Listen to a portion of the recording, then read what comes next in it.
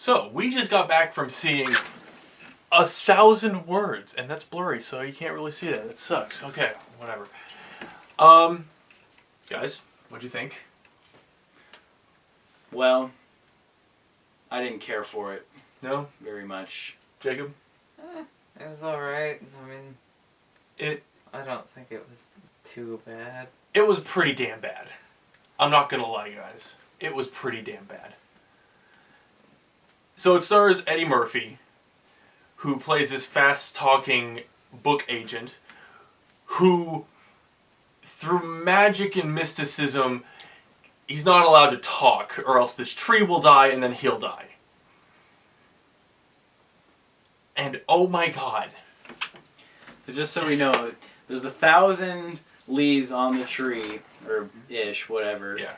And every time he says one word, a leaf will fall off the tree, and he has to go through this personal spiritual journey bullshit to find his inner spirit, something, I don't know. Learn about himself, and apparently forgive his father who left him, even though he was wasn't very highlighted. I think they talked about a grand total of 3 scenes. It's like that was like the deciding point, and like we only heard about Dad like once. The rest was all like shenanigans. Yeah, seriously. Pointless shenanigans. They're so he's got this Weasley little sidekick assistant who he bosses around and makes him do all this shit for him. But this do all this shit. Yes. But this kid is he doesn't understand the concept of subtlety. The writers didn't have any concept of subtlety. All this guy did was just bullshit. I don't know, man.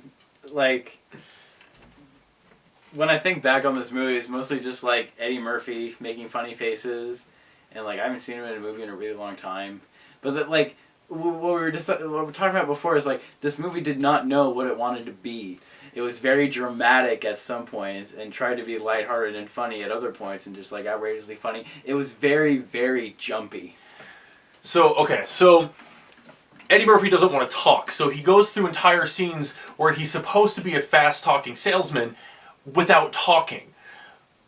So there's lots of scenes of him mugging, making funny faces, but there are scenes where his wife is like threatening to divorce him while he's mugging and making funny faces.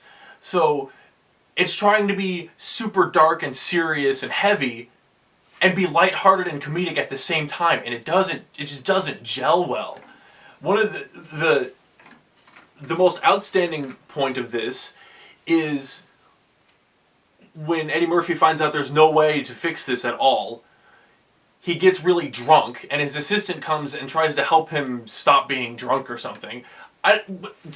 Did the kid just end up living at his house? Dude, I guess, because like he was just like randomly there. Like there was no explanation what he was doing. Apparently he was like this like intern assistant kind of deal from like a community college, and just ended up being like the comic relief sidekick role in this movie and did not deserve it. It was very creepy. But back to what Patrick was saying, I have no idea where he even came. He was just there, really. I mean, but no, he kept showing up randomly inside Eddie Murphy's house. Yeah. Yeah. He's just there. Eddie Murphy's drunk as hell, and his kid comes up and is like, "Dude, what's wrong with you? You smell like my dad." That's like, he's reeking of vodka, and he smells like his dad. That in and of itself is its own movie. But then the very next scene is Eddie Murphy singing along to like 70s funk tunes. It gives you like emotional whiplash, because when it does heavy scenes, it actually does them pretty well. They're gripping. They pull you in. He's dealing with his Alzheimer's mom, and the mom seemed really out of place. It was really heavy. It was like, it's like exceptionally so. Yeah, it's like you have these like it's like choose, you know, be a drama about finding yourself and figuring out what's important in life. That's fine. Try to be a comedy where somebody can't talk. That's fine. But you try to combine the two. It just doesn't mesh well. It doesn't suck you in more. It takes you out of it when things are that back and forth. You know, you got to choose one, or else like we don't know how to feel. We can't be laughing our asses off at this scene and then crying at the other second. You know, that's not how it should work. Yeah, there's an ongoing plot with the father of this kid who apparently, of Eddie Murphy, who left, and so now it's just Eddie Murphy and his mom, who's got insane Alzheimer's, to the point where in the middle of the conversation you're like, oh, I like cake. Do you like cake? And then just keep going. You know, it doesn't make any sense. Well, she has Alzheimer's. Apparently, that's how Alzheimer's work. I mean, I don't know. I don't have an experience with anybody with Alzheimer's, but I don't know. I guess it's probably like a kid with ADD. I do, actually. Oh, do you? Yes, Did they... One of my grandmothers had Alzheimer's. Did they portray it at all?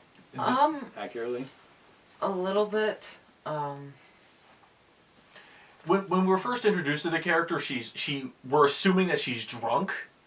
Yeah, but then they don't even really hint at it. Yeah, they do it weird. They do it really, really weird. Yeah, they pull you into it really weird, making you feel almost like it's supposed to be a comedy. Like they're trying to show, because we're introduced trying to be like the crazy grandma. Because to this point in the movie, in the beginning of it, like it's pretty much just all like it's all wacky and comedy. So we expect it to be like, oh, the crazy old grandma, fun hijinks time, you know, let's keep going. And then it's just like... And then they sit down and she starts... They sit down and she starts calling him Raymond, who is his father, and he's like, no, Mom, I'm Jackie. And she's like, oh, I know, Raymond. Jackie never comes to my birthday. And we're just like, oh my God, why is this so depressing? And then and then the next scene is like the crazy intern freaking out about a story he wrote, and him getting comedically irate about it. You know, it just jumps so hard and so fast to like both the diametric opposites of the emotional spectrum, and it gives you whiplash. It's insane. Yeah, and like I said, that just pulls you out of it. That doesn't suck you. Like I said before, you got to choose one. You can't just yank the audience back and forth like that. We don't know what to think. Like, it's just like, is this movie, are we supposed to be feeling sad the whole time? But then it's like, oh, funny things are happening, and it's like... I will give the movie credit, though. It does so poorly, but it does get its message across. The idea is that Eddie Murphy learns that he needs to make sure his words have meaning, because he only has a finite amount, apparently. And so he really learns to say what's important instead of all this frivolous crap. And we do see that progression. We do see him suffering through it. We do see him coming out the other side. We do see him learning about what's important in life and what he really needs to do. And, you know, making amends to the people he's hurt. And we do see that progression. And so the message does come across, but at the same time, the assistant kid at one point is dressed up like the Dalai Lama, pretending to be some holy man. And he's got a little bell on his desk that he rings. And they have to stop him from chanting in the middle of a meeting. It's like, pick an emotional set and stick with it. Because it's just distracting. So the message is good, but it just gets there really, really badly. The path to the message is not a good one. Not at all, Captain. No, okay. No. Any other thoughts on the movie, guys? Do we have a rating system? Do we write things in vlogs? No, not really. Never mind then. I would say if you're interested in this movie at all, at the very least, wait until it comes out on Redbox. It's really not worth paying movie admission price or even DVD price. Just rent it. If you're a hardcore Eddie Murphy fan, you might get some enjoyment out of it. Maybe. Or if you're a big Eddie Murphy fan, you might just hate it. Who knows? He does a couple things that are okay in this movie. But to me, everything just progresses too slow.